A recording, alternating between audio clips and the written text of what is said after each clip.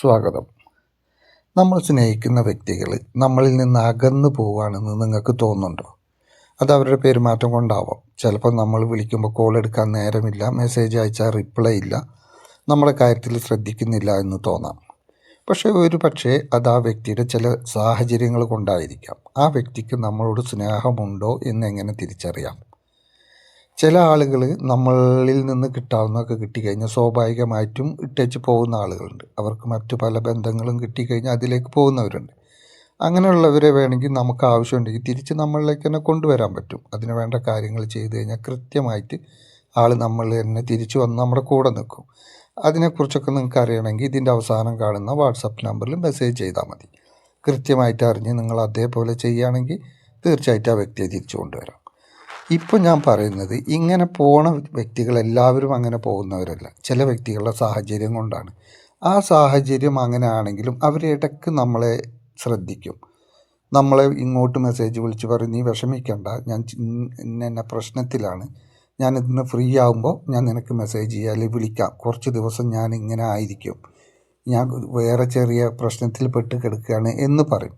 ചിലപ്പോൾ നമ്മളോട് ആ പ്രശ്നം പറയാൻ അവർക്ക് മനസ്സുകൊണ്ട് അവളെ അറിയിക്കേണ്ട അല്ലെങ്കിൽ അവനെ അറിയിക്കേണ്ട എന്നുള്ളൊരവസ്ഥയിലായിരിക്കും.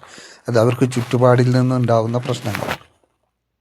ഇങ്ങനെയുള്ള ആളുകൾ നമ്മളിൽ നിന്ന് അകന്നു നിന്നാലും ശരി, ഇടയ്ക്ക് നമ്മളെ വിളിച്ച് അന്വേഷിക്കും നമ്മുടെ കാര്യങ്ങൾ. നീ എവിടെയാ, എന്ത് ചെയ്യുന്നു, എങ്ങോട്ട് പോയത്, നമ്മളെങ്ങോട്ടെങ്കിലും പോയി കഴിഞ്ഞാൽ അവരന്വേഷിക്കും ആരുടെ കൂടെ പോയത്, എപ്പോഴാണ് തിരിച്ചു വന്നത്. അങ്ങനെ നമ്മളെക്കുറിച്ച് ഇവർ എന്തെങ്കിലും കാരണം കൊണ്ട് അന്വേഷിക്കുന്നുണ്ട് എങ്കിൽ തീർച്ചയായിട്ടും ഉറപ്പിക്കുക, അവർക്ക് നമ്മളോട് സ്നേഹമുണ്ട്. നമ്മളെ വിട്ടുപോകുന്നവർ ഒരിക്കലും നമ്മളെക്കുറിച്ച് അന്വേഷിക്കില്ല. അവർ നമ്മളിൽ നിന്ന് ഒഴിഞ്ഞു പോകാൻ മാത്രമാണ് ശ്രമിക്കുക. നമ്മൾ എന്തു ചെയ്യുന്നു, നമ്മളുടെ കാര്യങ്ങൾ എന്തായി എന്നൊന്നും അവർ അന്വേഷിക്കില്ല. അപ്പോൾ നമ്മളെക്കുറിച്ച് ആ വ്യക്തി എന്തെങ്കിലും നമ്മുടെ കാര്യങ്ങൾ അന്വേഷിക്കുന്നുണ്ട് എന്ന് മനസ്സിലാക്കിയാൽ തീർച്ചയായിട്ടും മനസ്സിലാക്കാൻ പറ്റും ആ വ്യക്തിക്ക് നമ്മളോട് സ്നേഹമുണ്ട്. ഇപ്പോഴത്തെ സാഹചര്യത്തിൽ ആ വ്യക്തി നമ്മളിൽ നിന്ന് അകന്നു നിൽക്കുന്നത് ചിലപ്പോൾ നമ്മളോട് പറയാൻ പറ്റാത്ത എന്തെങ്കിലും ഒരു വിഷയം ആ വ്യക്തിയുടെ ജീവിതത്തിൽ സംഭവിച്ചു കാണും. അത് കുടുംബപരമായിട്ടാവും, അതല്ലെങ്കിൽ മറ്റേത് ജോലിയുമായി ബന്ധപ്പെട്ടിട്ടായിരിക്കാം.